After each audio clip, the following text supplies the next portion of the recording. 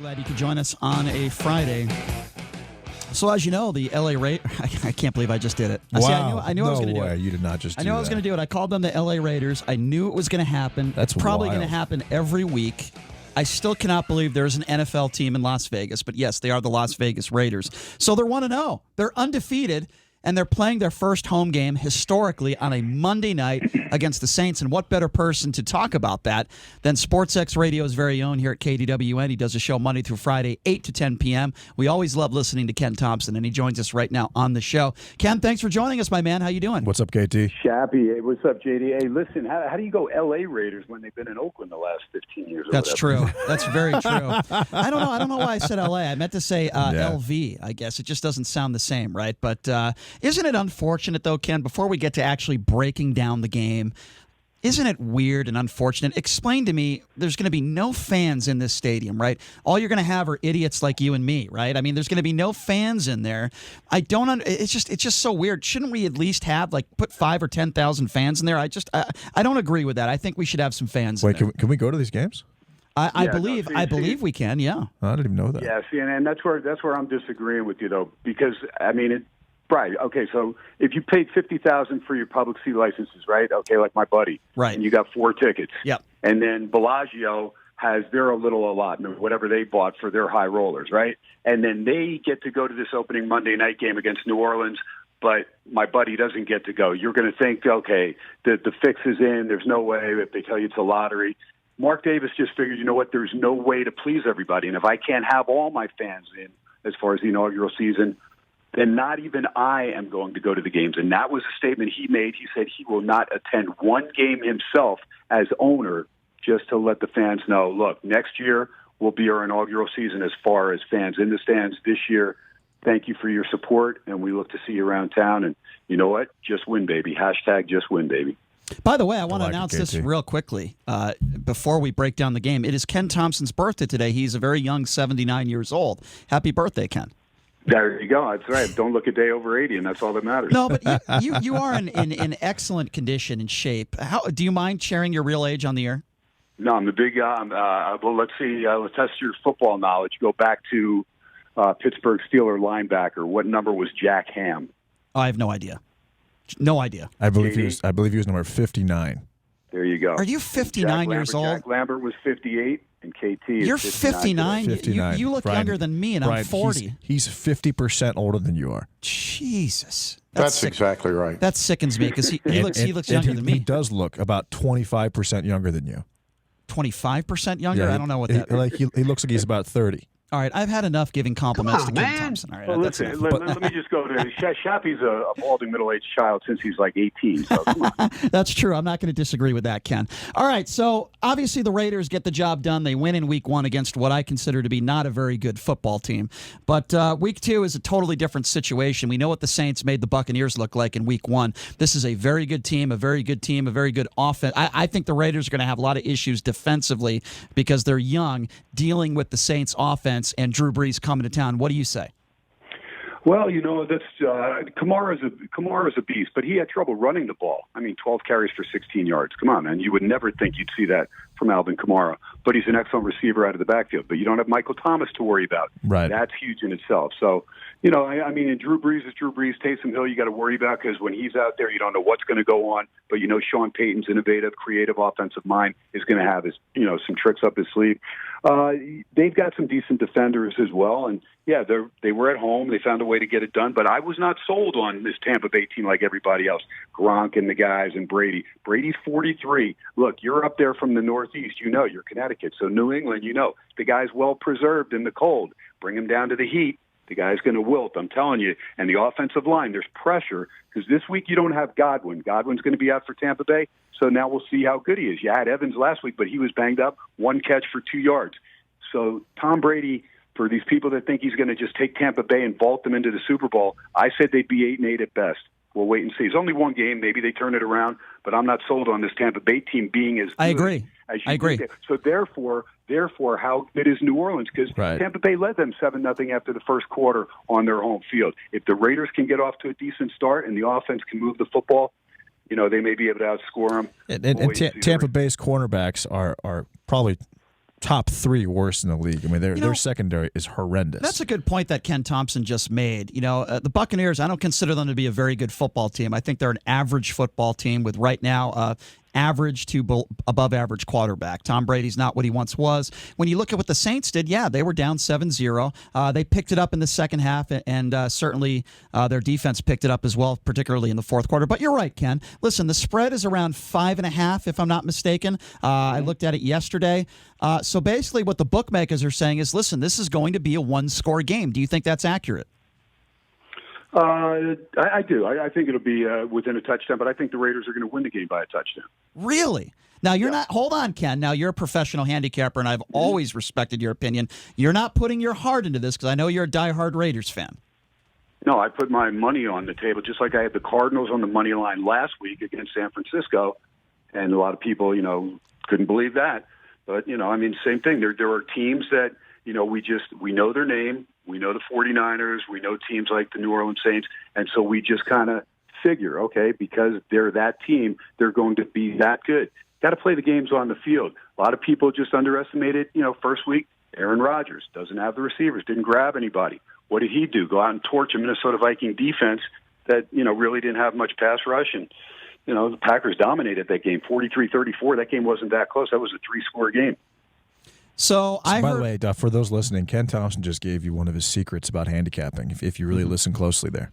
I heard a rumor, Ken, that you might be doing your show out there at the stadium. Is there any proof or truth to that? Is there truth to it, I should say, not proof, that you might be doing your show out there from the stadium on Monday? There is not. There is Fish Fame will be covering there. I will hopefully be at the stadium with my press pass and just giving live reports back. I mean, this is cool. An event that we've been waiting for almost 4 years. So absolutely, don't want to miss it. Absolutely historic. Can you give me maybe some of your biggest surprises and disappointments from Week 1? Biggest surprises, boy, again, because I wasn't surprised by the Cardinals. I know a lot of other people were. You keep hearing me, pound on that team. I think that's a team that's going to rip up on the Washington football team this week. That was a surprise that they won outright. Wow, all right. That the Washington football team won outright. Mm-hmm. That was a surprise, especially getting down 17-0. Now, I had them plus the points, but I did not expect them to come back from 17-0 and win the game. That was a major surprise. The Dallas Rams game, also not really a surprise. I thought it would be a close game. I did think that there's nobody else that gets that call late in the game outside of Jalen Ramsey, the highest-paid cornerback. Right. Look, that's as good as acting as you can see. That was terrible. And Gallup got jobbed, and really the Cowboys would have had a chance to win that game, so I kind of feel bad for them, but, is what it is. I really never feel bad for them. KT, are you surprised how quickly Joe Burrow has picked up the offense with the Bengals, how successful he has been? He had 3 touchdowns and 316 yards in a close game to the Browns last night. How good is Joe Burrow, and are you surprised that he has basically become, I would consider, a top 20 quarterback within 2 games of being in the NFL? No, the guy has so much confidence, and look, he's a lot quicker than people think. Yeah. And so he'll take off, and when he decides, to take off and run, you better be ready, because he did that last year, and he surprised Clemson with his speed. A lot of people don't realize this guy can pick him up, put him down as quickly as most quarterbacks. He's not Lamar Jackson, he's not Kyler Murray, but he's pretty good, and he makes heady decisions, and he's got no fear. You can tell. Now, he did get tattooed pretty good inside his own 10-yard line, the fumble, and that was really the difference in the game right there. Was Cleveland able to get somewhat of a pass rush and that key turnover right there. But, if you had Cleveland, which I did, I had a -6. I did come back because they made Cleveland up 8 at halftime. They made Cleveland a 1-point favorite, so I therefore ended up taking Cincinnati to come back, and that gave me actually a 3-point middle, made it Cincinnati +9, so I was able to get most of what I would have lost on the -6.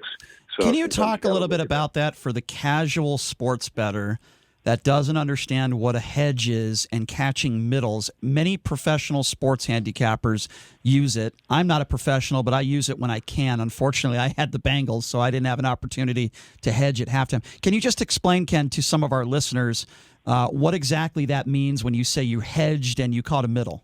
Yeah, there you go. So the dream scenario is to have a team, whether you're minus the points or plus the points, that the team is ahead at halftime, and then you're able to, or even now they do it to where you can continuously bet the game in running wagering. So that means you can bet the game as it's going. They'll adjust the spread, and they'll also adjust the total of the game throughout the game continuously. But let's just say I'm laying 7 at halftime. I'm up by 17 at halftime. Therefore, I can then look at the other side of my bet and see if I can't come back and get a nice fat middle. Now, it doesn't mean, like my buddy Chuck Edel would say, don't give up your whole enchilada. You have the right side, so you don't want to, come back and hedge everything. But you can hedge a portion of that bet, and that will give you a chance to win both ways, and it will guarantee that you cannot lose both ways.